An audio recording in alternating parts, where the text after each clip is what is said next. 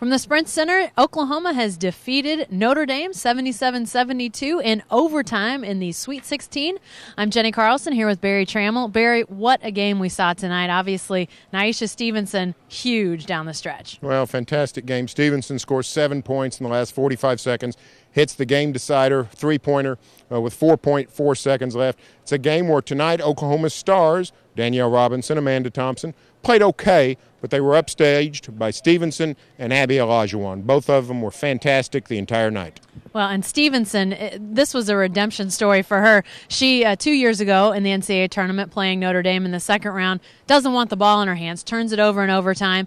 Last year in the women's Final Four, she has a shot to win the game against Louisville. She misses. Today, she takes the shot, makes the shot, so obviously huge redemption for her. I also thought it was somewhat redemption for Abby Olajuwon, Barry, because here she is in the one season she's a starter, scores 20 points, 14 rebounds. Great night for Abby. Well, she actually dominated the game, and Stevenson's late heroic sort of stole the spotlight from Abby Olajuwon, but she was the best player on the floor most of the night.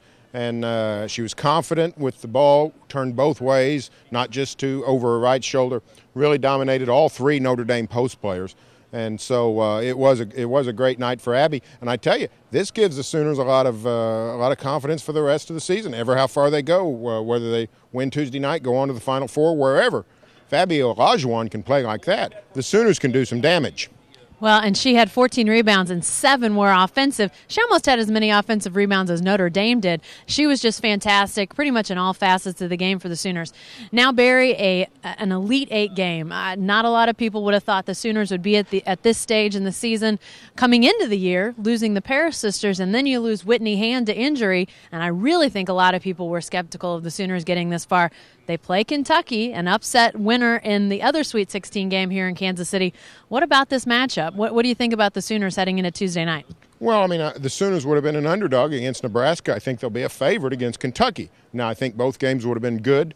It's certainly a different matchup. Kentucky appears to be very athletic, can match the Sooners' athleticism in terms of what Stevenson and Thompson bring. But Oklahoma has a better resume than Kentucky. Sooners go from a slight underdog to a slight favorite.